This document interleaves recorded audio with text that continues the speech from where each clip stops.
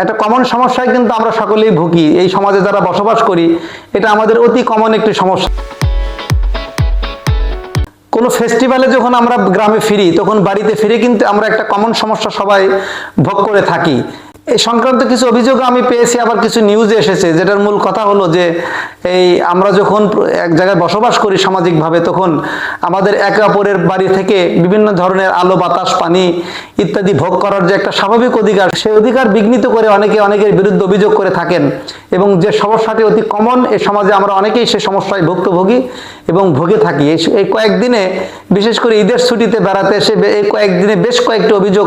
আমার কানে এসেছে, আমার কাছে এসেছে, এবং বেশ কয়েকটি নিউজও কিন্তু আমি আমার মিডিয়াতে দেখেছি, যেখানে এসেছে যে এই একে অপরের প্রতিবেশীর যে স্বাভাবিকভাবে সুস্থভাবে বেঁচে থাকার জন্য যে আলো বাতাস পানি ইত্যাদি ব্যবহারের যে প্রতিবেশীর যে একটা অধিকার, সে অধিকার বিঘ্নিত হওয়ার কারণে কয়েক জায়গায় খুনোখুনির মতো ঘটনাও কিন্তু ঘটে গেছে। তো এই বিষয়ে একটা কমন বিষয়, যে সমস্যা আমরা সকলেই ভুগে থাকি, কিন্তু করণীয় কি না জানার কারণে কিন্তু আমরা সকলেই একটা অস্থির অবস্থায় পড়ে যাই। বিষয়টি আমি আপনাদের কাছে ক্লিয়ার করছি যে আমাদের 1882 সালের ইজমেন্ট আইন নামের একটা আইন আছে, যে আইনে বিস্তারিত বলা রয়েছে, এবং আমাদের 1908 সালের তামাদি আইনের 26 ধারায় কিন্তু সুখাধিকার বা ইজমেন্ট নামের আরেকটি আইন রয়েছে, যেখানে আমাদের আলো বাতাস পানি ইত্যাদি চলাচলের যে একটি প্রতিবেশীর অধিকার, সেই অধিকার সম্পর্কে বলা হয়েছে যে নিরবিচ্ছিন্নভাবে কোনো মানুষ তার পথ চলাচলের অধিকার, তার আলো বাতাস পাবার অধিকার, তার পানি প্রবাহের অধিকার, অথবা তার যে একটা সুখ সংক্রান্ত যে বিষয়গুলা মানুষের জীবনে, সামাজিক জীবনে ঘটে থাকে, সেই বিষয়ের উপরে যে তার প্রতিবেশী বা তার নিকটতম আত্মীয় স্বজনের উপর যে একটা অধিকার, বা তার নিকটতম জমির মালিকের উপর যে একটা অধিকার জন্ম নেয়, সেই অধিকার যদি সাধারণ নাগরিক হয় তাহলে, বা জনগণ হয়, ব্যক্তি পর্যায়ে হয়, তাহলে নিরবিচ্ছিন্নভাবে 20 বছর, এবং যদি সরকারি সম্পত্তি বা রাষ্ট্রীয় সম্পত্তি হয় তাহলে 60 বছর নিরবিচ্ছিন্নভাবে যদি সেই অধিকার ভোগ করে থাকে, তাহলে সেটার উপর তার একটা স্বাভাবিক অধিকার জন্ম নেয়। এবং এই অধিকার যদি কেউ ক্ষুণ্ণ করে, বা কোনো মালিক এসে যদি হঠাৎ করে বলে যে ভাই আমার এই পথ চলাচল আপনি দীর্ঘদিন করেছেন, 20 বছর করেছেন বা 25 বছর করেছেন, এখন আর পথ চলাচল করা যাবে না, তাহলে সে আইনগত অধিকার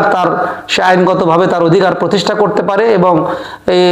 সংশ্লিষ্ট ওই ব্যক্তির বিরুদ্ধে বা ওই সম্পত্তির মালিকের বিরুদ্ধে আইনগত ব্যবস্থা গ্রহণের কিন্তু তার সুযোগ রয়েছে।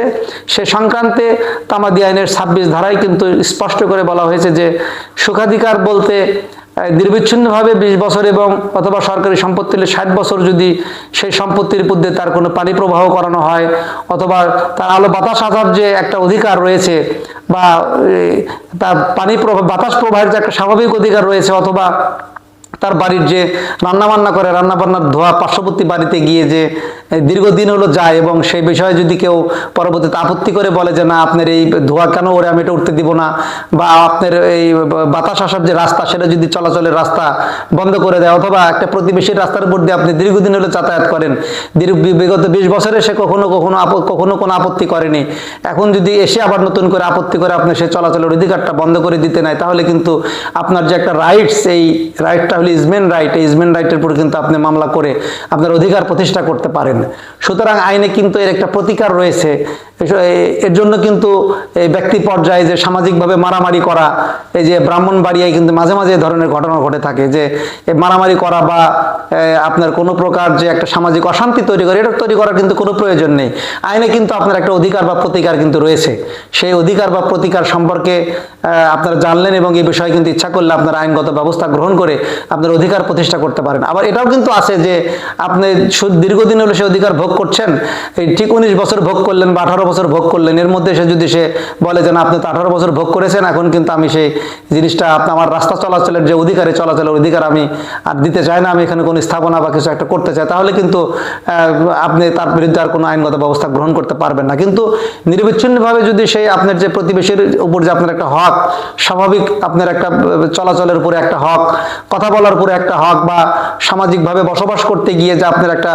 ন্যূনতম যে একটা বিভিন্ন জিনিস ব্যবহারের যে একটা ন্যূনতম অধিকার জন্ম নেয়, সেই অধিকারের উপর যে একটা হক, সেটা যদি আপনি আইনগতভাবে কিন্তু এই হকটা প্রতিষ্ঠা করতে পারেন, এবং এই বিষয়ে কিন্তু আইনগত ব্যবস্থা গ্রহণ করে আপনি আপনার সুখাধিকার